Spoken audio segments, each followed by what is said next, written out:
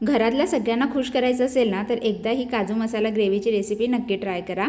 तर त्यासाठी बघा 2 कांदे आणि थोडेसे काजू मी गरम पाण्यामध्ये उकळून घेतले एक 5 मिनिटासाठी आणि त्यानंतर ते पूर्ण थंड झालं की मिक्सरच्या भांड्यामध्ये काढून घेतले आणि त्याची अगदी स्मूथ अशी पेस्ट करून घेतली।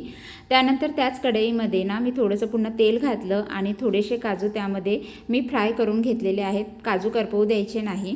काजू एक 2 ते 3 मिनिटं छान फ्राय करून घेतल्यानंतर ते एका प्लेटमध्ये काढून घेतले। त्यानंतर त्याच कढईमध्ये मी बेसिक आपले जे खडे मसाले असतात ते घातले।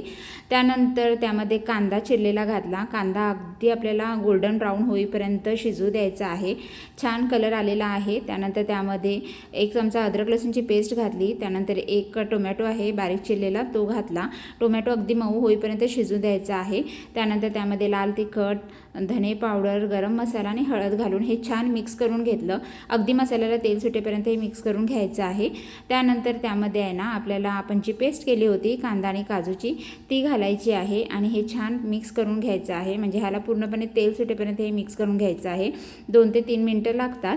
त्यानंतर त्यामध्ये आपल्याला चवीनुसार मीठ घालायचं आहे आणि पुन्हा एकदा व्यवस्थित मिक्स करून घ्यायचं। त्यानंतर ह्यामध्ये कसुरी मेथी घालायचं आहे। कसुरी मेथी घातल्यामुळे ना ह्याला सुगंध खूप छान येतो आणि कसुरी मेथी घालताना थोडीशी कुस्करून अशीच घालायची। छान मिक्स करून झाल्यानंतर आपण जे फ्राय केलेले काजू आहेत ना ते ह्यामध्ये घालायचे आहेत आणि मस्त असे मिक्स करून घ्यायचे आहे। खूप छान टेस्टी अशी काजू मसाला ग्रेव्ही ही तयार होते। अगदी आपण हॉटेलमध्ये खातो ना तशीच त्याची टेस्ट येते। तुम्ही नक्की ट्राय करून बघा आणि हा व्हिडिओ तुम्हाला कसा वाटला मला नक्की सांगा। व्हिडिओ आवडला तर व्हिडिओला लाईक, शेअर आणि चॅनलला सबस्क्राईब जरूर करा। इंस्टाग्रामवर पाहत असाल तर फॉलो जरूर करा। भेटूया नेक्स्ट व्हिडिओमध्ये। बाय।